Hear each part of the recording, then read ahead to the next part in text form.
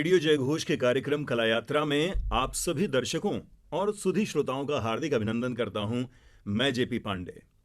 मित्रों, एक श्लोक है, गीतम वाद्यम नृत्यम च त्रयम संगीतम उच्यते, यानी गायन, वादन और नर्तन, इन तीनों कलाओं के समावेश को संगीत कहते हैं। गायन वादन पर तो हम आपसे अक्सर चर्चा करते हैं। नर्तन जो विषय है, आज उसी विषय के अंतर्गत हमारे स्टूडियो में मौजूद हैं जानी मानी कथक की एक ऐसी गुरु जो बच्चों को सिखा भी रही हैं और स्वयं भी गुरु शिष्य परंपरा में रह करके अथक मेहनत करने के बाद उन्होंने इस कला में सिद्धि पाई है। डॉक्टर आकांक्षा श्रीवास्तव जी का हार्दिक अभिनंदन है। Thank you very much, thank you so much. तो कैसे बातचीत का हम सिलसिला शुरू करना चाहेंगे आपसे। कुछ मित्रों, मैं यहाँ पहले ये बता दूं कि आपने देश के बहुत ही सम्मानीय लोगों के बीच में, देश के बड़े बड़े राजनेताओं के बीच में, राष्ट्रपति भवन और अनेक आयोजनों में आपकी प्रस्तुतियाँ होती रही हैं। कुछ विस्तार से हम आप ही से जानेंगे। बताएं कहाँ से कैसे आपकी कथक की पहले बुनियादी शुरुआत हुई, किस तरह से आपको लगा कि मुझे कथक में जाना चाहिए, और फिर आपने डॉक्टरेट की डिग्री हासिल की और दुनिया भर में आपने अपनी प्रस्तुतियाँ दी जगह जगह के विशिष्ट आयोजनों में। शुरुआत कैसे रही? मैं अपने बारे में एक शुरुआत में बताना चाहूँगी कि बचपन में जब कथक के लिए एडमिशन मेरा पेरेंट्स ने कराया तो मैं तो नहीं जानती थी कि वो कौन सा शास्त्रीय नृत्य है कि फोक डांस है। मैं कुछ भी इस बारे में नहीं मुझे पता था। हाँ, लेकिन मेरा शौक था डांस का, तो मेरे पेरेंट्स ने बहुत इस चीज़ को समझा और सराहा और मेरा नृत्य में एडमिशन करा दिया। तो वो उम्र क्या रही होगी, 10-11 साल? जी नहीं, मैंने 4 साल की उम्र से कथक की ट्रेनिंग स्टार्ट की है। जी हाँ। मतलब समझिए कि बचपन पूरा नृत्य के साथ ही जिया, पूरी एक उम्र नृत्य के साथ जिया। तो ये शुरुआत जो हुई, विद्यालयी शुरुआत हुई या घरानेदार परंपरा से? नहीं, मैंने एक म्यूजिक स्कूल था हमारे घर के नज़दीक, वहाँ पे कथक की स्टार्टिंग की मैंने, और लगभग 8-9 वर्ष तक मतलब जब मैं उस उम्र तक थी तब तक मैंने उन टीचर, एक अर्चना श्रीवास्तव मैम हुआ करती थी, उनके अंडर में कथक की शुरुआत की। साथ ही बाल वर्ग के SNA कंपटीशन में, संगीत एकेडमी के जो बाल वर्ग का कंपटीशन होता है, उसमें विनर भी मैं रही उस समय, उस उम्र में। जी हाँ। उसके बाद बहुत ही मैं मतलब भाग्यशाली हूँ कि हमारे गुरुजी पंडित अर्जुन मिश्रा जी, क्या बात है, दिल्ली से पधारे और कथक केंद्र, संगीत एकेडमी के कथक केंद्र में उन्होंने कथक सिखाना शुरू किया। तो उन्होंने एक बैचेस का सिलेक्शन किया जिसमें फॉर्चुनेटली मेरा सिलेक्शन हुआ और बस उसके बाद गुरुजी के साथ एक अच्छी नई यात्रा शुरू हो गई कथक की। जी। अब आप भी सिखाती हैं बच्चों को, तो और ज़्यादा तो बातचीत हम करते रहेंगे। एक प्रश्न मन में आया है कि आपने 4 वर्ष की उम्र से ही शुरू कर दिया और अभी आप बच्चों को भी सिखाती हैं। सही उम्र क्या होती है कथक में दाखिला लेने के लिए या कथक की शिक्षा की शुरुआत करने के लिए? वैसे देखा जाए तो मैं ये कहूँगी कि संगीत सीखने की या कोई भी कला सीखने की कोई उम्र नहीं होती, लेकिन नृत्य के साथ थोड़ी चीज़ें चेंज हो जाती हैं। एक एकाग्रता और बॉडी स्ट्रक्चर, ये सब चीज़ें भी मायने रखती हैं चूँकि नृत्य में। तो उम्र 5 साल 6 साल ऐसे ही, क्योंकि एक अंकुरित होता हुआ बीज, उसको अच्छे से शेप देना आसान रहता है। एक ब्लैंक पेपर पर एक अच्छी सुंदर आकृति बनाना अच्छा रहता है, आसान रहता है। ना कि वो बहुत उम्र के बाद, अगर दृढ़ इच्छा शक्ति हो तो लोग करते हैं काफ़ी उम्र के बाद। मेरे पास भी लगभग 35-40 ईयर्स से ऊपर के भी स्टूडेंट्स हैं जो कि लेडीज़ हैं, सीखना चाहती हैं और बड़ी उनकी दृढ़ इच्छा शक्ति है। लेकिन फिर भी मैं यही चाहती हूँ कि एक शुरुआत में बच्चों को रूट्स अच्छे बन जाएं तो वे फिर आगे तक बहुत अच्छे पनप सकते हैं, बहुत अच्छी संगीत में जा सकते हैं। कहने का मतलब ये है कि आकार गीली मिट्टी को देना ज़्यादा सरल रहता है और परिपक्वता में चीज़ें आ सकती हैं, लेकिन मुश्किलें होती हैं और बहुत समझ भी होनी चाहिए। कथक सीखने के लिए किन किन बातों का समझ होना बड़ा आवश्यक है?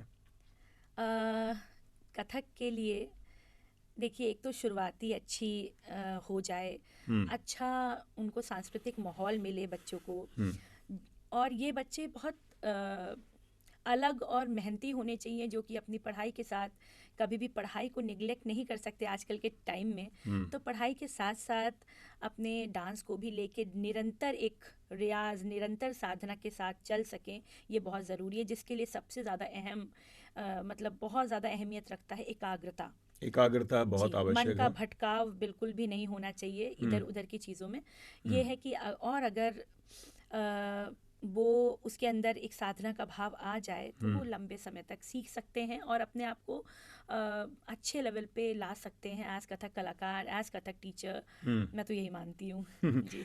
तो ये अच्छी बात है कि एकाग्रता होनी चाहिए, और उसके बाद कुछ और भी चीज़ें होती हैं कि उसे लय ताल सुर संगीत की समझ भी हो। जी।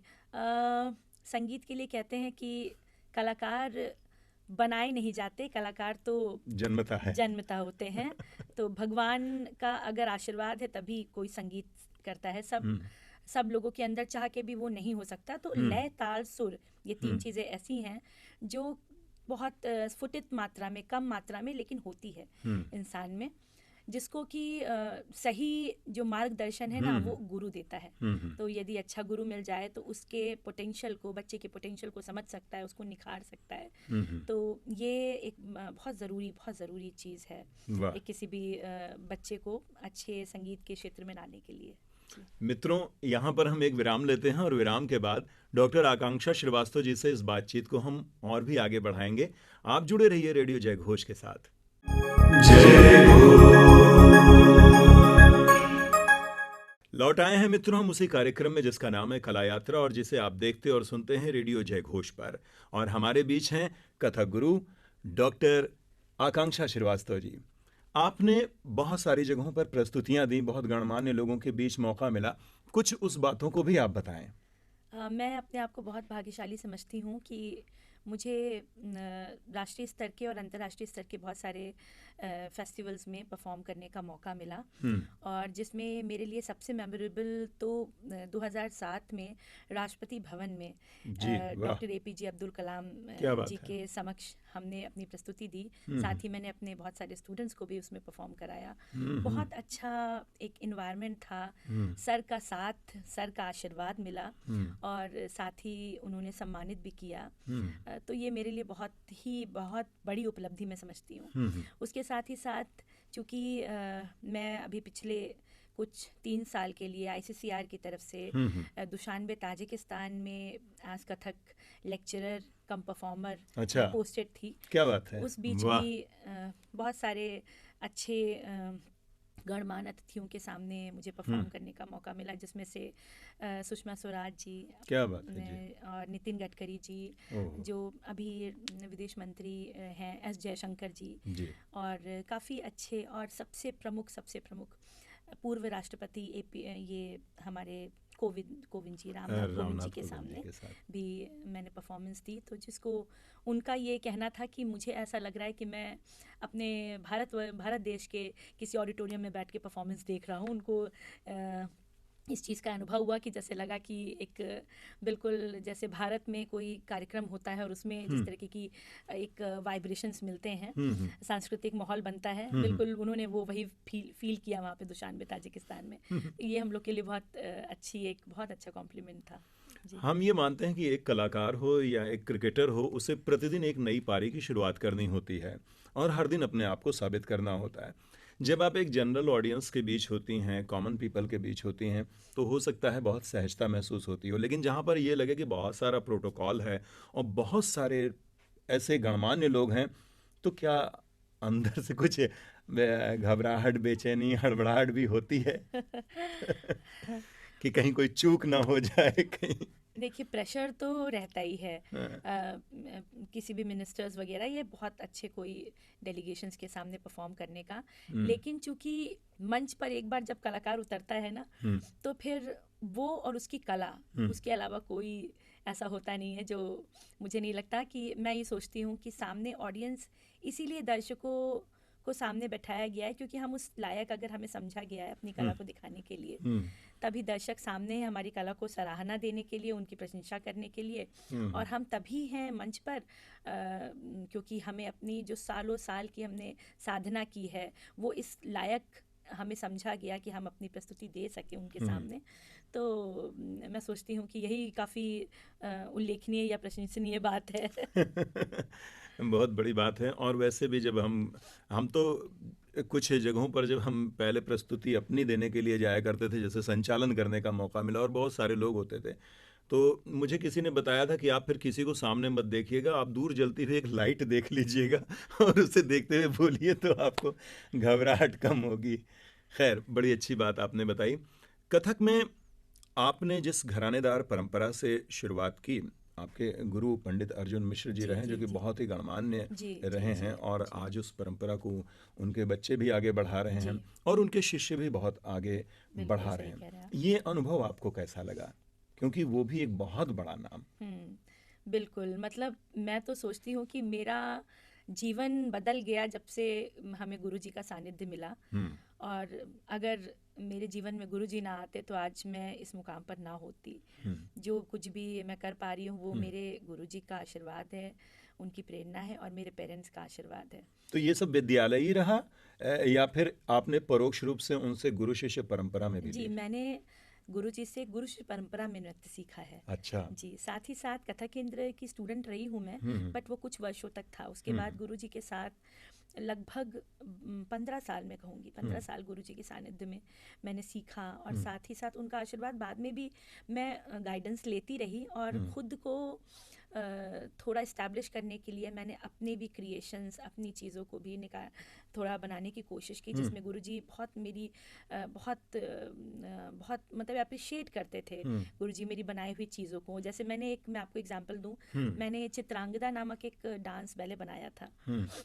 और गुरुजी को मैंने उसमें आज चीफ गेस्ट आमंत्रित किया था। आमंत्रित किया। जी, तो गुरुजी ने उस कथक बैले के स्वरूप को देखकर उनको बहुत मतलब प्रभावित किया हमारे इस चित्रांगदा बैले ने। और बाद में भी वो बहुत टाइम तक जब मुझसे मिले हम्म। तब मुझसे कहें कि आकांक्षा तुमने बहुत अच्छा काम किया, मुझे लगा मैं कोई मूवी देख रहा हूँ। तो गुरुजी की ये बात मुझे बहुत मतलब मन में हम याद कल्पना रहती कर है। सकते हैं निश्चित तौर पे कि जब एक गुरु प्रभावित हो जाए अपने शिष्य से, और वो बहुत बड़ा एक प्रसन्नता वाला अवसर होता है, क्योंकि शिष्य गुरु या माता और पुत्र, पिता पुत्र, या हम ऐसे कहें, तो उनमें ये होता है कि जैसे पिता और माता की चाहत होती है कि हमारा पुत्र हमसे भी आगे जाए। हम्म, जब गुरु भी देखता है कि हमारी दी हुई शिक्षा सही दिशा में जा रही है, उसका उन्नयन लोग कर रहे हैं, तो हृदय तो निश्चित तौर पर प्रफुल्लित होता होगा और अपेक्षाएं भी बढ़ती होंगी।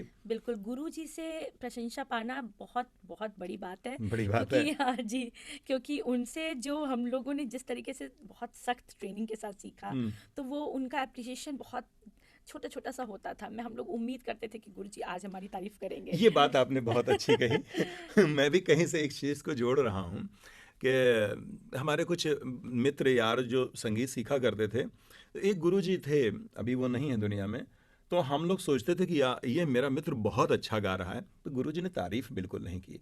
और जब कभी कभी बहुत हो जाए तो धीरे से कहें, हाँ आज उसने ठीक गाया, आज उसने ठीक गाया, तो उनके उस ठीक का ही मतलब ऐसा होता था कि उसने निश्चित तौर पे बहुत अच्छा गाया होगा, इसलिए वो ठीक कह रहे हैं। जी। तो इतनी कंजूसी गुरु लोग क्यों करते हैं? कोई मान अभिमान ऐसा ना आ जाए? बिल्कुल, बिल्कुल, उनको पता होता है कि एक बनते हुए मतलब बच्चा एक हम्म। बन रहा है, उस समय अगर उसको बहुत ज़्यादा प्रोत्साहन, मतलब वो बैकिंग पे रहते थे पूरे समय पे, हम्म। हमेशा अप्रिशिएट करते रहते थे। हम्म। लेकिन उनसे बहुत अच्छी प्रशंसा पाना ये बहुत मुश्किल बात थी। और वो धीरे धीरे करके एक बॉन्डिंग जो होती है ना, गुरु और शागिर्द की जो बॉन्डिंग होती है, वो सालों साल में बनती है। तब जाके वो समझ पाते हैं एक दूसरे को, गुरु शिष्य को समझ पाता है और शिष्य गुरु जी को समझ पाते हैं कि हाँ, गुरु जी अगर ज़रा सा भी उन्होंने कुछ बोला है, अच्छा बोला है, बुरा बोला है, तो वो एक बहुत बड़ी सीख की जैसा होता है। और ज़्यादा एक्सपेक्टेशंस हो जाती है अगर गुरुजी कुछ ज़रा सा भी बोल देते थे। तो मेरे लिए तो बहुत सारी मेमोरीज हैं। Even Guruji was so like he was very strict. तो हम लोग तो गुरुजी से पानी का पा पूछने के लिए भी डर लगता था कि गुरुजी पानी पी ले क्या। मुझे यहाँ पर मन में एक प्रश्न आया है कि क्या फ़र्क होता है गुरु शिष्य परंपरा में सीखने का, और क्या फ़र्क होता है कि हम जब किसी संस्था के अंतर्गत सीखते हैं कि हमें 1 घंटा समय मिलेगा विद्यालय में अपनी कक्षा में? जी, एक्चुअली एक सेट पैटर्न होता है किसी भी इंस्टीट्यूट में, कोई भी विश्वविद्यालय या हम लोग के संगीत विद्यालय जितने भी हैं, उसमें एक सेट पैटर्न होता है। उनके पास एक ज़्यादा सिलेबस होता है। सिलेबस होता है, उनको वो सिलेबस अपने साल भर में पूरा करना होता है, उनका एक वही टारगेट होता है। और जो कि ठीक है, आजकल के जो बच्चे हॉबी में या फिर अपने कोर्स में भी ले रहे हैं, ग्रेजुएशन पोस्ट ग्रेजुएशन कर रहे हैं, उनके लिए भी एक टारगेट अचीव करना होता है, टीचर के लिए भी टारगेट कंप्लीट कराना होता है। लेकिन गुरु शिष्य परंपरा में मैं कहूँगी कि गुरु के प्रति शिष्य जो है वो पूरी तरीके से समर्पित हो जाता है। एक तरीके से समझिए कि उनको अपना क्षेत्र वही बनाना है, और गुरुजी के पास रह के गुरुजी की एक एक बात में वो अपनी बातों को वो जीवन उसका बना रहा होता है। एक्चुअली गुरुजी की बातें कभी ऐसा भी होता था कि हम लोगों को गुरुजी ने 6 बजे सुबह बुला लिया या 7 बजे सुबह बुला लिया, और गुरुजी उस समय बैठे हुए हैं, धूप में बैठे हैं, वो धूप में बैठ के भी वो उनकी काउंटिंग में कुछ तिहाइयाँ बना रहे हैं। उस समय भी वो कभी भी जब उनकी इच्छा हुई तब उन्होंने दिया, और स्टूडेंट के पोटेंशियल के हिसाब से उसकी बढ़त होती रहती है। यहाँ स्कूल कॉलेजेस में ये होता है कि अगर बच्चों को एक बराबर आंका जाता है, जबकि ऐसा हो सकता है कि कोई बच्चा 2 साल में 5 साल का पोटेंशियल रखता हो, वो सीख सके और अधिक। गुरु की परंपरा में इस चीज़ को गुरु समझता है कि हाँ, ये अब इस लायक है, इसको हम, ये अब सुपात्र बन गया है, इसको मुझे देना चाहिए और देना चाहिए, ये और अच्छा कर सकता है। तो ये एक थोड़ा सा ये अच्छी बात रहती है। इन दोनों चीज़ों में ये डिफरेंशिएशन में कह सकती तो हूँ गुरु कि शिष्य होता है। परंपरा में हम यूं कह सकते हैं कक्षा में प्रोन्नति मिल सकती है, और अगर आप सिलेबस फॉर्मेट में है तो आपको एक कक्षा निश्चित समय अवधि तक जो उसका दिया हुआ होता है वहां तक पढ़ना ही पड़ता है। और बच्चों को बनाने के लिए संगीत में, स्पेशली कथक में मैं कहूँगी, बहुत डिसिप्लिन और एक सख्ती भी बहुत बेहद ज़रूरी है। क्योंकि बच्चा वो रूट्स उसके बन रहे होते हैं, अगर उसके अंदर उस समय लगन करने का, मेहनत करने की एक आदत बन जाएगी तो वो ज़िंदगी भर ताउम्र उसके साथ वो रहेगी, और एक हैबिट में उसके आ जाएगी। एक मेहनत करना मतलब घंटों रियाज करना, तो क्योंकि यही आगे जाके उसको मंजिल तक पहुंचाता है, यही प्रयास। बहुत अधिक मेहनत करना और सार्थक प्रयास करना, सही दिशा निर्देशन में करना, सही मार्गदर्शन में करना अति आवश्यक है। मित्रों, यहाँ पर एक और हम ब्रेक लेते हैं, और ब्रेक के बाद इस बातचीत के सिलसिले को हम यूं ही जारी रखेंगे। आप बने रहिए रेडियो जय घोष के साथ। जय एक बार पुनः अभिनंदन करता हूं अपने सभी दर्शकों का और श्रोताओं का।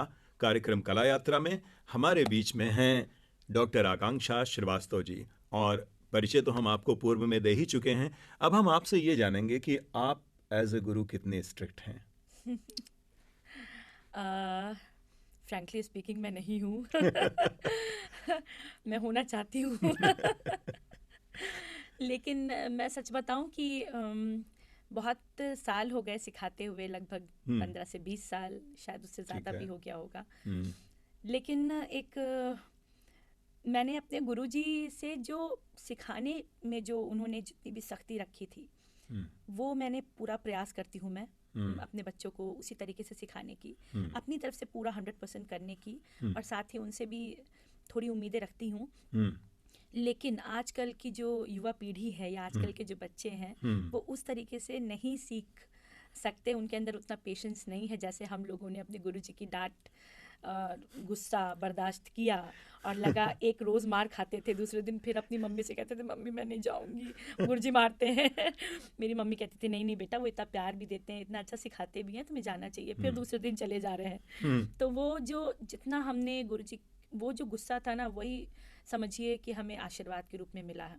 तो मैं गुरुजी ने जितनी हमारे साथ मेहनत की है हमें बनाने में, मैं कोशिश करती हूँ कि मैं अपने बच्चों के साथ भी उतने 100% कर पाऊँ। और भगवान की बड़ी कृपा है, मेरे माँ बाप का बहुत आशीर्वाद है, और मेरे गुरुजी की सबसे ज़्यादा आशीर्वाद है कि मेरे स्टूडेंट सिखाए हुए काफ़ी अच्छा कर रहे हैं, देश विदेश में नाम कर रहे हैं, और एक एक बच्चों को बढ़ते हुए देखती हूँ, हर रोज़ कुछ ना कुछ वो अचीव कर रहे हैं हर एक क्षेत्र में। तो अच्छा लगता है, मन में संतुष्टि लगती है कि हाँ, शायद मुझे भी सही दिशा मिली, और मैं भी शायद बच्चों को सही दिशा दे पा रही हूँ। इसकी कोशिश मेरी निरंतर जारी है। थोड़ी सी बात अभी आपने कही थी, लेकिन हम एक बार और बड़ा क्लियर पूछ लें कि जो आप 20-22 सालों से सिखा रही हैं और उसके पहले आपने सीखा है, तो अब एक जो जनरेशन गैप आया है, तो आज के बच्चे और पुराने आप जैसे जो बच्चे हैं, उनमें क्या फ़र्क मिल रहा है? आपने बहुत अच्छा क्वेश्चन पूछा है। मैं ये कहूँगी कि थोड़ा सा बच्चों में पेशेंस की कमी है, स्पीड चाहते हैं, जल्दी चाहते हैं।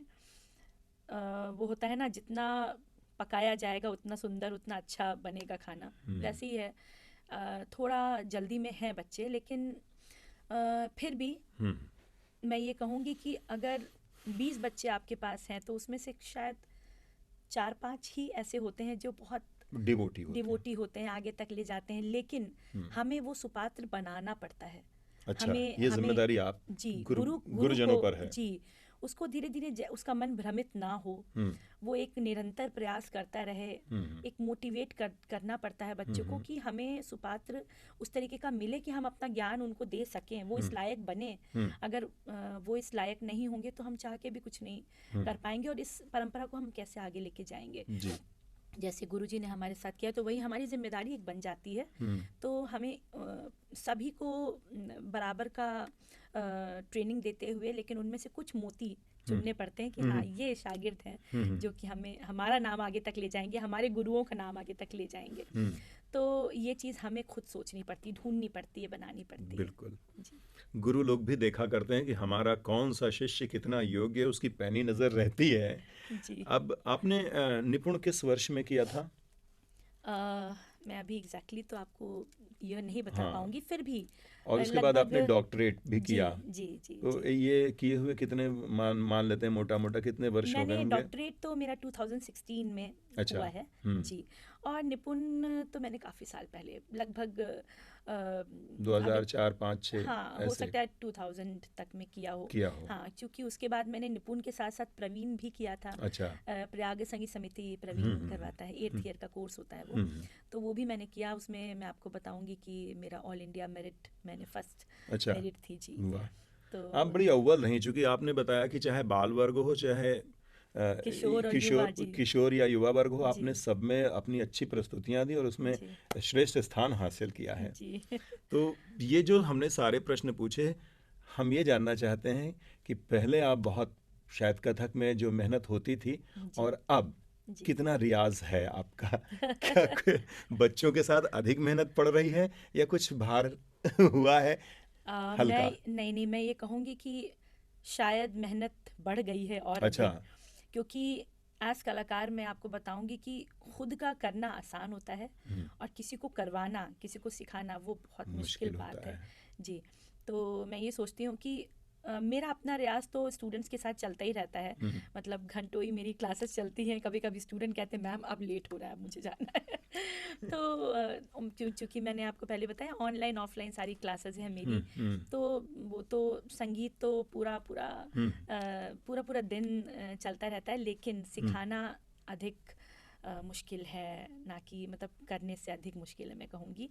और साथ में कभी कभी ऐसा भी होता है, कुछ नई चीज़ बना रहे होते हैं तो शायद बेड पे जब होते हैं तब काउंट कर रहे होते हैं, रात के 12 बजे 1 बजे कुछ नया बन रहा होता है, क्रिएशन, कुछ नई तिहाइयाँ बन रही होती हैं, तालों वगैरह होते हैं हमारे में, जो ताल पे कुछ नई तालों की चीज़ें बन रही होती हैं। उस समय भी क्योंकि थॉट तो कभी भी आता है, तो इसलिए उसको भी मैं समझ लीजिए सजो लेती हूँ, अपने पास रख लेती हूँ, और फिर स्टूडेंट्स को भी सिखाती हूँ, बताती हूँ। कुछ नया क्रिएशन चलता रहता है, तो लगता है खुद से रीबर्थ हो रही हैं चीज़ें, खुद से रीबर्थ हो रही हैं। माँ सरस्वती की कृपा है कि जो कि धीरे धीरे करके चीज़ें बढ़ती रहती हैं। तो मैं ये सोचती हूँ कि विद्या जो है वो देते देते देते और बढ़ती भी जाती है ना। अब एक मैं और प्रश्न पूछना चाहूँगा, हो सकता है आपको अच्छा लगे या अटपटा लगे। अगर कोई हमारे जैसा विद्यार्थी है जो कि पुरुष वर्ग भी सीख रहे हैं, तो कैसे शुरुआत करेंगी एक प्रौढ़ के साथ? और उसे क्या क्या आप बताएंगे कि शुरुआत कैसे करें? कथक में क्या क्या चीज़ें होती हैं जिनको आप शुरुआत में बच्चों में डालती हैं? जी, देखिए बेसिक तो हमारा कथक का जो है 2 पक्ष है कथक के। ठीक है। एक पक्ष है उसका तकनीकी और एक पक्ष है उसका अभिनय।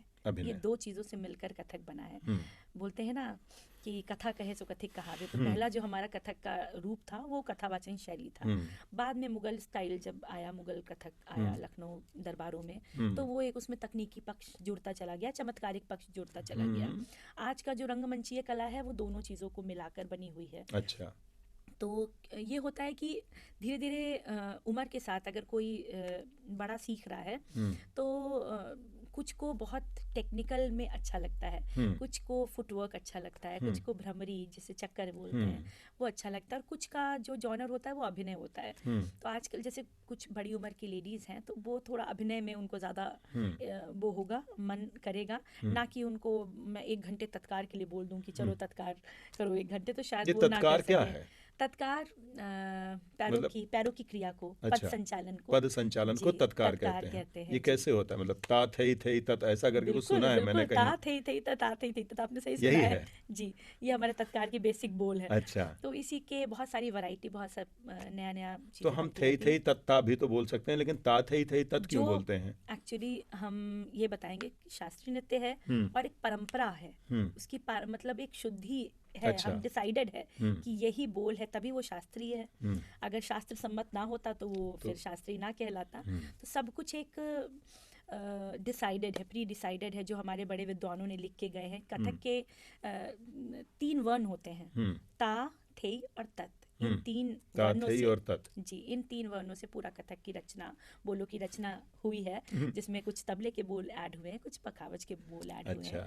तो ये इन 3 वर्ण हमारे मेन है, तो इसी से तत्कार बनी है। उसके बाद हस्तक सिखाते हैं बच्चों को। हस्तक मतलब हस्त मुद्राएं, हाथों अच्छा। से की जाने वाली मुद्राएं, जो कि पताका और वो सब। जी हाँ जी हाँ, जी मैंने कुछ पहले इंटरव्यूज जो उन लोगों से लिए उनसे जी पूछा था कि ये सब क्या होता है, कुछ जी बताएं आप। जी तो जी मैं वहीं से सीख के आया। तो मित्रों, समय अधिक हमें अनुमति नहीं देता है, लेकिन आज इस बातचीत को करने में आनंद बहुत आ रहा था डॉक्टर आकांक्षा श्रीवास्तव जी के साथ, जो कि कथक की एक गुरु हैं और स्वयं सीखी और सीखने के बाद बच्चों को भी उस शिक्षा आगे देती चली आ रही हैं। इस परंपरा को और पोषित पल्लवित करने के लिए अपने गुरुजनों का नाम इसी तरह से आप और आगे बढ़ाती जाएं। रेडियो जयघोष और संगीत नाटक एकेडमी की यही शुभेच्छा है आपके साथ। और आप उत्तर प्रदेश संगीत नाटक एकेडमी के रेडियो जयघोष में आज पधारी, इतना अच्छा समय दिया, इतनी सारी बातचीत की। इच्छाएं तो बहुत थी बात करने की, प्रश्न भी और मन में थे, लेकिन समय हमें अनुमति नहीं देता। इसलिए मित्रों, आपका आभार व्यक्त करते हुए हम यहीं पर इस कार्यक्रम से आपसे अनुमति चाहते हैं। बहुत जल्द हमारी मुलाकात आपसे फिर किसी कार्यक्रम में होगी। नमस्कार। जय